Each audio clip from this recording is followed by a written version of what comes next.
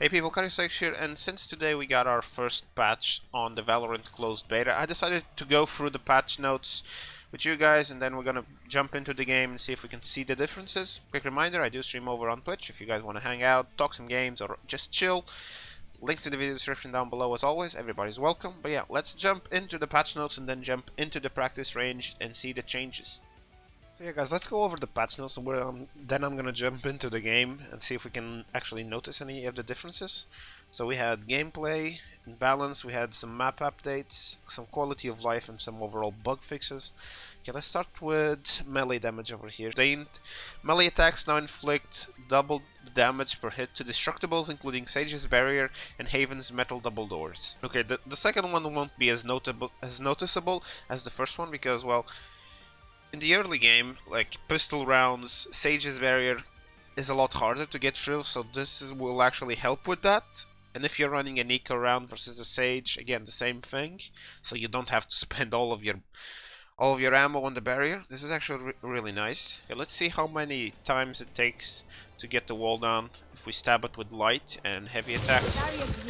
So we have full HP wall, so 1, 2, 3, 4, 5, 6, 7, 8, 9, 10. So that was 10 light stabs. Let's see how many heavy stabs we actually need to take the wall down. So we have 1, 2, 3, 4, 5, 6, 7. And the wall did take some damage. Go into Raze. So they reduced the paint shells from 2 to 1. Okay, so you can't spam it as easily in the early game, because right now most Raze players were actually just throwing them out as soon as the round started. I mean, personally I think that's not the best thing you can do with the paint shells. I kinda think it was better if you saved at least one. And they also added the kill reset, so you're requiring players to kill 2. You need 2 kills to refresh the cooldown.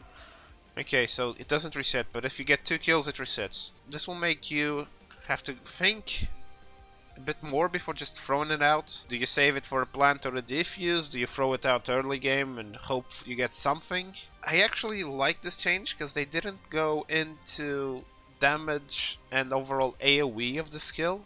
They just removed one charge and see if it, and then now they're probably seeing how things play out. If Raze calms down a bit, because with 2 charges the early game spam is annoying, but it's still easy. It was still easily avoidable because of the audio and stuff. They also tuned and adjusted audio for paint shells, blast pack, and showstopper so that they'll be easier to hear in hectic scenarios. Okay, this is actually really good as well. So in the practice range we'll probably not notice any difference, but in a more hectic scenario with people shooting, maybe you can call out, especially showstopper. Hearing the abilities is the #1 step to being able to avoid them. And they also fixed an edge case where the secondary cluster of paint shells would explode quicker than it intended. They now have a minimum duration before exploding. So this was a kind of little bug. Their reasoning behind the changes: Raze's goal is to be highly threatening duelists, so that punishes enemies posted in predictable positions. Yeah, that's the case with paint shells.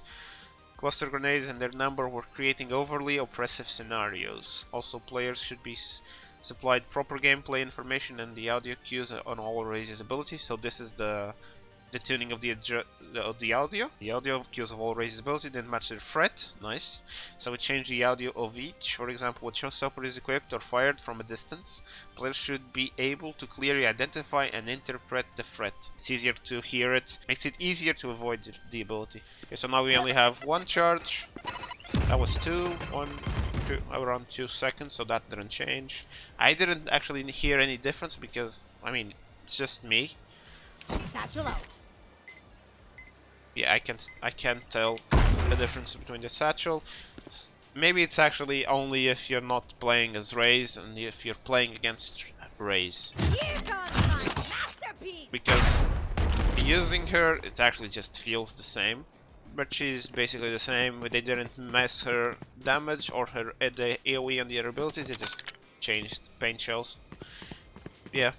So you now have 1. You need to kill 2 players to refresh it. So they also did some changes to Sage. Okay, what did Sage get? So they changed Slow Orb. Now also slows the air of players in the zone. So in the zone. So you can still jump in, but you can't bunny hop through. That's how I'm reading it. And players can now walk through the slow orb without making noises. Okay, this is interesting, because now you can't just throw the orb, throw and forget. You actually have to pay attention to the area, because players can still come through very sneaky while still being extremely slow, because walking on top of that thing is really slow. Players were able to circumvent too much of Sage's slow orb by bunny hopping. We want the minimum slow amount to be a bit more consistent with all movement in the zone, while still allowing for bunny hopping and walking to provide a slight benefit to traversing the zone. Also, they feel that adding the stealthy yet slow way to move through the field brings more nuance to playing against the zone and a bit more uncertainty for Sage, since she can't necessarily hear people who move through. Yes, so she can't just throw and forget. I do like this change, even though it's a slight nerf, and the melee damage change also kind of impacts her a bit. They changed the airspeed in the zone. So change the airspeed, so we can still jump, but we can't bunny hop through. Okay, we're running, and if we walk, now we don't make any noise. There's really not much difference between running on top of it and walking over it, but you can actually now be sneaky on top of it. Some map stuff. We got exploits fixed on Bind, Haven, and Split, even though we don't get to know which exploits they were. On Split, they moved the orb from B mid to B main. So another one of the changes that we went through was the change of the orb and Split from mid. So they removed it from this little opening right here, and they swapped it over into the garage, B main. So now it's in the garage, the orb, and some quality of life stuff. Reduced outbound network traffic. Some ISPs and network setups were fought in game traffic, impacting gameplay by causing large spikes of network. No impact to gameplay or responsiveness. We also got some bug fixes. So they fixed the rare server crash. Those are always welcome. They also fixed the Cypher spy cam, which no longer can use weapons. Okay, that was an obvious bug. Funny one, but still. Fixed the bug where footsteps audible range would sometimes not appear on the minimap. Okay, this one was one that I actually have noticed, because sometimes it wouldn't appear, sometimes it would. On the minimap around your character's like little head, there's a circle that shows where players can hear you running. With this fix, you can actually know when to stop running and start walking into a zone. Like if you're running from, if the map has a C point, if you're running from C to A, you don't have to walk all the way. You didn't have to walk all the way. You can now you can run, and when you get in the range of C, you can start walking. This is a nice fix. So yeah, that's our first patch notes on Valorant. Overall, I think it's good changes. So because Raze didn't get hit that hard, they just removed one paint shell, but overall damage and AoE of the skills remains the same. So you just now have to think a bit more than just throwing out your grenade. And with Sage, you can't bunny hop through the orb. That helps her, but at the same time, players can now actually walk through the zone without making the cracking glass sound. But yeah, guys, that's our first patch notes. I do stream on Twitch if you guys want to chill. And as always, thanks for watching. Stay awesome. Keep rocking, people.